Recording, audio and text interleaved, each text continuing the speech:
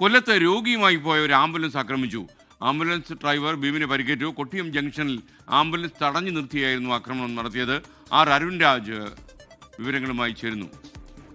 എന്താണ് അരുൺ ഈ ആക്രമണത്തിൻ്റെ കാരണം? പ്രത്യേകിച്ച് ആംബുലൻസ് ഒക്കെ തടഞ്ഞു നിർത്തി ആക്രമിക്കുക അത്ര സാധാരണ വരുന്ന കാഴ്ചയല്ല. തീർച്ചയായും ഇന്നലെ രാത്രിയിലാണ് സംഭവം നടക്കുന്നത്. പത്തനാപുരത്ത് നിന്ന് കൊട്ടിയത്തേക്ക് ഈ രോഗിയുമായി ആംബുലൻസ് എത്തുകയായിരുന്നു.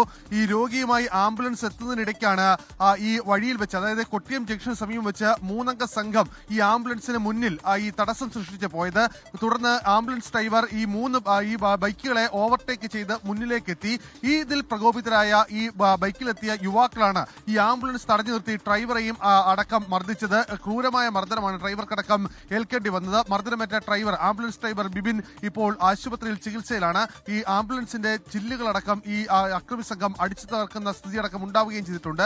സംഭവത്തിന്റെ ദൃശ്യങ്ങൾ കൂടി ഇപ്പോൾ പുറത്തു വന്ന സാഹചര്യത്തിൽ പോലീസ് ഈ പ്രതികൾക്കായി അന്വേഷണം ഇപ്പോൾ ആരംഭിച്ചിട്ടുണ്ട്. ഈ രോഗിയുമായി വന്ന ആംബുലൻസ് ആക്രമിച്ചത് അത് വലിയ രീതിയിലുള്ള ഒരു ഗുരുതരമായ കുറ്റമാണ്. പ്രത്യേകിച്ച് ഈ രോഗിയെ എത്രയും വേഗം ആശുപത്രിയിൽ എത്തിക്കുക എന്നുള്ളതാണ് ഒരു ആംബുലൻസ് ഡ്രൈവറുടെ ഉത്തരവാദിത്തം. സ്വാഭാവികമായും അതിൽ മുമ്പിൽ കാണുന്ന തടസ്സങ്ങളെ മറികടന്ന് വേഗത്തിൽ സുരക്ഷിതമായി രോഗിയുമായി ആശുപത്രിയിൽ എത്തിക്കാനുള്ള ശ്രമമാണ് ആംബുലൻസ് ഡ്രൈവറുടെ ഭാഗത്തുനിന്നുണ്ടായത്.